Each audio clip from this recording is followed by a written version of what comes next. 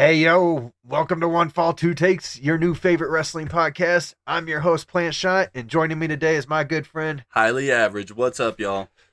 We had to reshoot the intro to this video at WWE's request, so we're not wasting any time today. We're here to talk about the biggest mystery coming out of the Rumble: who attacked Braun Breaker? Now, before we go any further, let's be clear. We do not know the official answer yet.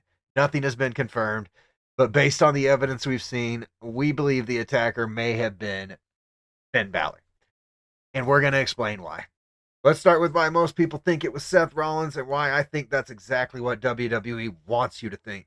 But didn't he use the curb stomp? I mean, isn't that Seth Rollins' signature move? Yeah, and that's exactly my point. Why would Seth Rollins use his most recognizable move in his entire career if he was trying to hide his identity? That feels way too obvious to me. Well, then what about Adam Pearce? Because of what we saw in the pre-show with Paul Heyman. I mean, Pearce told Heyman he was out of his mind, and Heyman responded with, "You want to play FAFO with me, Mr. Pearce? I'll play FAFO with you."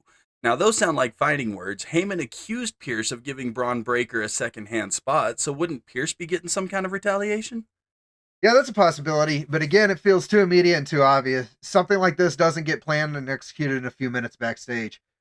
However, there is someone who had the entire week since Raw to think about this. That's Finn Balor, specifically after his conversation with Adam Pearce. I mean, I missed Raw last week, so what was his conversation with Adam Pearce? What happened there? After Adam Pearce told Finn Balor that the Royal Rumble was full, Finn had three things to say. First, he said, and I quote, "No Royal Rumble is full without Finn Balor." Then he called Pearce a fool, and as he was walking away, he said, "I won't stand for this." I mean, that sounds like a threat to me. Do you think he was basically calling a shot? I mean, it definitely sounds like a warning. If Finn felt disrespected and locked out of the Rumble, that would give him a good reason to sabotage it. We're not saying that it proves anything, but it does give him a reason. Well, let's talk about something visual that stood out to me. I noticed this image going around to the stalker's face, and it was the eyes that stood out to me. I mean, what about him? It just looks like white eyes behind a black mask. Exactly. They almost look demonic, don't they? Finn Balor was disrespected on Raw the week before, and historically, when Finn Balor feels disrespected, we get the demon. So you think the demon could be coming back? I'm not saying it is the demon, but this visual absolutely feels intense. It doesn't look random, and it feels like it's meant to remind you of something. That, I mean, that could make a lot of sense. Now let's look at the attacker's body language before the attack. Look at the stance. Before the stomp, hands on the knees, low posture. That doesn't really match Seth Rollins at all. Somebody took a stance right before they did.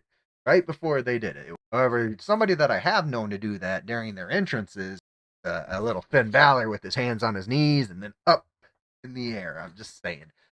And I will say, me and Plantshot dug through a ton of highlight reels. I did not see Seth Rollins ever touch his knees or get down in a crouch position once before doing his signature move. So I'm going to rule it out that this body language right here does not read Seth Rollins. Hold on, Average. I thought Finn Balor had a tattoo on his left hand. There's no tattoo on that left hand. What's going on here? The only images we can see of his left hand are really going to be hidden. He showed me Finn Balor's tattoo. It looks really cool, guys. Check out his social medias. It is cool. But it'd be hard to hide. Watching the original Assailant video, they do a really good job of not putting the camera to his left hand. He's got a bruise. Something's going on here. I'm just saying, like, right? Yeah. And who would have the ability to cover up a tattoo with almost skin-like texture and look? I mean, I can think of a company that might have a ton of makeup laying around. We stumbled across Finn Balor's X page before we came on today, and what we found was rather interesting. It would appear that Finn Balor has a brand new X profile picture. Let's check it out.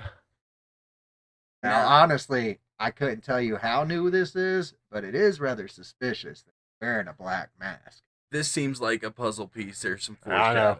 We're reaching for straws, right? Well, here's what he posted before we went on or before the Royal Rumble. 5 hours. Primarily having issues with this guy, Scrappy Adam Pearce. But things aren't always straightforward. I'll find a way. I'm going to go ahead and say it. I think you found a way. calling it now. I'm almost positive that the masked assailant today was Finn Balor, and I could tell you with 100% certainty that the masked assailant was not Seth Rollins. Let us know what you think in the comments. Is it Rollins? Is it Pierce? Is it Balor? Is it somebody else completely? We won't know until Raw, maybe later.